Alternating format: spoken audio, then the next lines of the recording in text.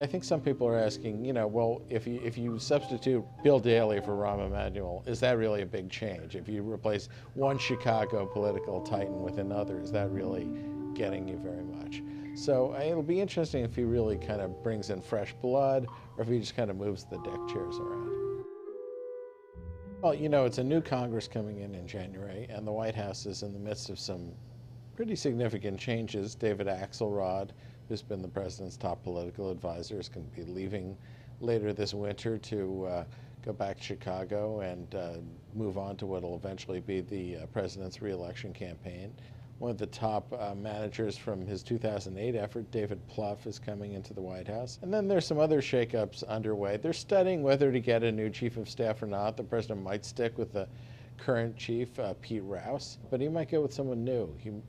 He's talked to Bill Daley, the former Commerce Secretary in the Clinton administration, and Chicago political scion, and that's one possibility. There are two things the White House Chief of Staff has to do. They have to kind of run the operation, which they can either kind of get heavily into themselves or farm out to deputies.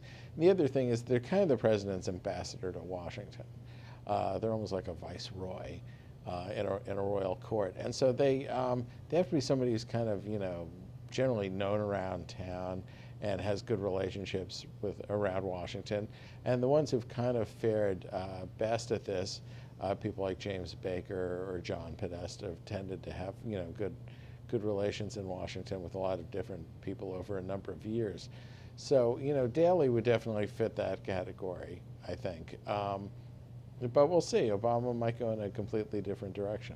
Well, the only thing that would be probably really bad is I'd say if you took an ex-Democratic member of Congress, someone who had a really very strained relations with Republicans, that would probably not do you any good at the moment. I mean, part of what's going to help Obama is being able to, find ways he can cut deals with Republicans. He's got to fight them too. He's not going to acquiesce on everything, but he's got to have somebody who at least has decent chemistry with the other side. So that's about the only really bad move I think he could make. And I think that's probably pretty unlikely.